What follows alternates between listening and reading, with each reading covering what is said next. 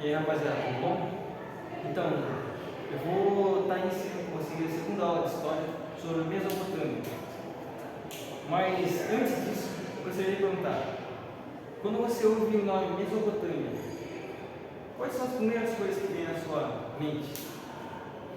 Primeiras civilizações, uma civilização antiga, o rio Tigre e Eufrates, Código de Hammurabi, Jardins da Babilônia.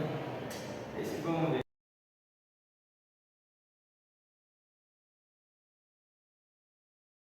Então, Mesopotâmia, o termo significa terra entre rios. Esse termo faz referência aos dois principais rios que tem nessa região, que são os rios Tigre e Eufrates. Atualmente ela está localizada no Iraque. A Mesopotâmia também é conhecida como o berço das primeiras civilizações, porque nela foram onde surgiram, as primeiras civilizações. E por que surgiram nela as primeiras civilizações? Por conta da existência dos rios. Esses rios, quando tinham cheias, eles traziam nutrientes do rio para o solo. Então eles tornavam a região ao redor fértil, que era propício para a agricultura, facilitava. Era uma vantagem para ele. As civilizações mesopotâmicas, elas foram responsáveis pela transição da pré-história para a história. Como assim? Lembra que a pré-história ela é o período que antecede o surgimento da escrita, e a história é o período que depois da escrita, a partir desse surgimento da escrita. Então, por quê? Porque nas primeiras civilizações da Mesopotâmia surgiram as escritas cuneiformes, que eram símbolos que representavam ideias e conceitos. Por isso que ela é responsável por essa transição. Além disso, as cidades da Mesopotâmia eram politicamente independentes, podem ser chamadas de cidades-estados. O que significa? Significa que elas não dependem das outras para tomar decisões e para se organizar socialmente. Elas são independentes, literalmente. Alguns exemplos dessas cidades são Uruk, a Babilônia e Nínive.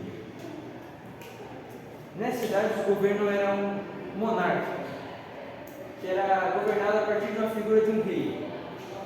Esse rei era conhecido como Patesi, ele era chamado de Patesi.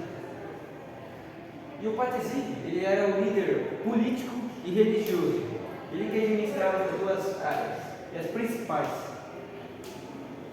O Patesi também era visto como um representante dos deuses. Ele não era um deus, mas era um representante deles. Já é um nicho da trajetória da figura religiosa na política, vamos dizer assim. Foi uma das primeiras, se não a primeira. Os principais povos dessa região são os sumérios, os babilônios e os assírios. São os principais, mas tem mais povos aí que trouxeram mais cargas. Todos contribuíram historicamente, sendo de aspectos culturais a econômicos. Nos aspectos culturais, temos o surgimento das primeiras escritas, como foi dito, essa transição, a escrita cuneiforme, que foi criada pelos sumérios a fim de registrar as trocas comerciais e registrar as próprias leis, que foram o surgimento das primeiras leis que aconteceram nas civilizações, códigos e leis. Um dos primeiros códigos foi o Código de Hammurabi, criado pelos babilônicos, pelo rei da Babilônia chamado Hammurabi. Ele foi baseado na lei do talião. Essa lei ela tem um princípio. O princípio é olho por olho e dente por dente. Se você matou alguém da família de alguém, você vai ter alguém da sua família morto também. E nos aspectos econômicos, vamos ter sociedades hidráulicas. Pensa assim: se é uma região fértil, propícia para a agricultura, nada melhor do que utilizar o que está a seu favor, Significa utilizar essa fertilidade para desenvolver a agricultura e aprimorá-la. Então, elas são sociedades hidráulicas, ou seja, elas dependem do controle da água economicamente. Um exemplo do controle da água que eles utilizavam eram os diques. Os diques são estruturas em canais que ficavam ao redor das cidades e quando ocorriam as cheias, ao invés de inundar a cidade, esses canais direcionavam a água para as plantações, para irrigá-las.